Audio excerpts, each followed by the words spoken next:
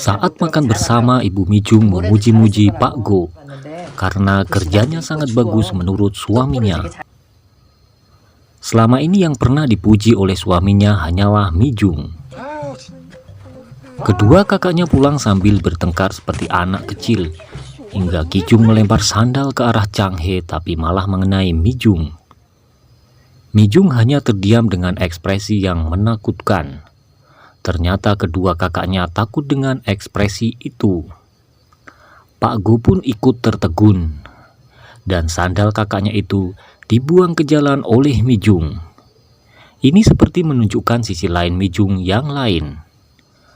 Malamnya kakak Mijung, Chang He, masih membahas itu. Ia mengunjungi Pak Go yang sedang minum.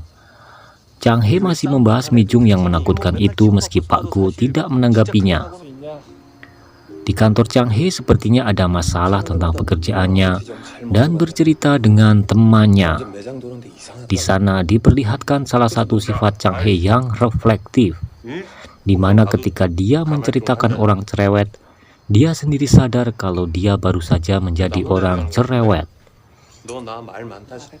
Keputusan Mijung dan kawan-kawan introvertnya untuk membuat klub pembebasan membuat penasaran teman-temannya. Apa yang dilakukan klub pembebasan? Mijung menjawab dengan jawaban abstrak, yaitu mereka akan bebas keluar dari kurungan ini. Sebuah definisi yang abstrak dan dalam. Pak Go dan ayah Mijung mengantarkan order pemasangan wastafel, namun dibatalkan oleh pengordernya. Namun setelah pulang, Pak Go sendirian kembali ke pengorder. Dan entah bagaimana caranya dia membuat pengorder tidak jadi membatalkan pesanannya dan membayar pesanannya. Malam hari Mijung mengantarkan makanan ke rumah Pak Go. Pak Go membandingkan Mijung dengan ayahnya. Mereka sama-sama diam saat dianiaya. Di kantor Kijung seperti biasa dengan ekspresi lelahnya. Hari itu atasannya akhirnya memberikan lotre padanya dan memberi semangat kepada Kijung.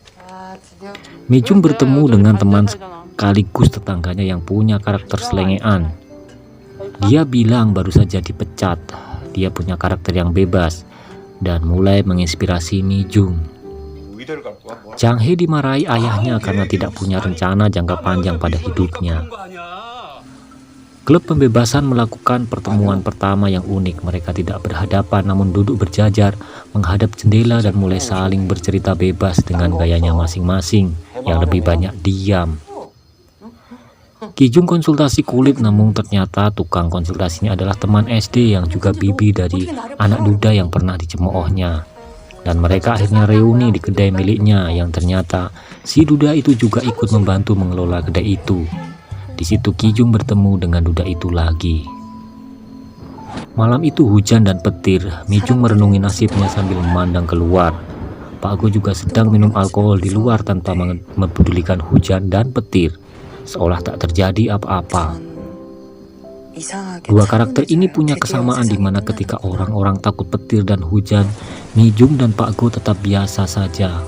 Kekosongan itu membuatnya demikian. Rasa muak pada dunia yang tak diketahui sebabnya membuat mereka berharap dunia segera berakhir. Dunia berakhir saat itu pun tak apa-apa agar penderitaan batinnya juga ikut berakhir. Dia juga menanyakan kenapa seolah-olah masih tertawa, orang-orang masih tertawa-tawa saja. Apakah mereka sadar mereka akan segera meninggal juga? Melihat Pak Go dan dirinya, Mijung merasa orang yang hidupnya hancur dan semacamnya membuat mereka lebih jujur. Jujur dengan semuanya dibandingkan dengan orang-orang yang hidup dengan baik. Lalu Mijung tersadar Pak Go pun seolah tak mempedulikan hidupnya lagi. Terlihat petir menyambar tiang listrik dan hal itu membahayakan Pak Go yang masih tidak peduli dengan itu. Mijung terbangun dari lamunannya, berlari keluar, menyadarkan lamunan Pak Go menembus hujan dan mengabaikan resiko untuk dirinya sendiri. Dia menyelamatkan Pak Go dan mendorongnya masuk ke rumah.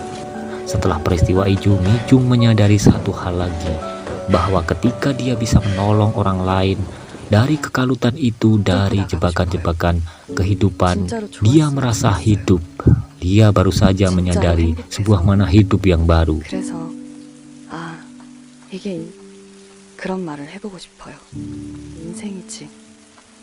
이게 사는 거지. Hari sudah agak siang. 더 그냥 쉬게. Pak Go belum terlihat beraktivitas. Ibu Mijung mengkhawatirkannya. Ternyata benar, Pak Go terluka pada kakinya karena mabuk tadi malam. Kemudian dibawa ke rumah sakit untuk dibalut. Mijung dan keluarganya sedang berada di kebun. Tak disangka Pak Go hadir juga dengan kaki terluka dan terlihat biasa saja.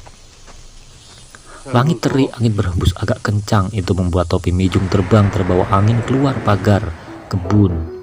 Harus melingkar untuk mengambil itu. Ketika semua memperdebatkan rute terbaik untuk mengambil topi itu, Pak Go menggunakan cara yang ekstrim, yaitu melompati pagar layaknya atlet profesional. Kemampuan ini menimbulkan pertanyaan, siapakah Pak Go sebenarnya? Dan episode ini pun berakhir.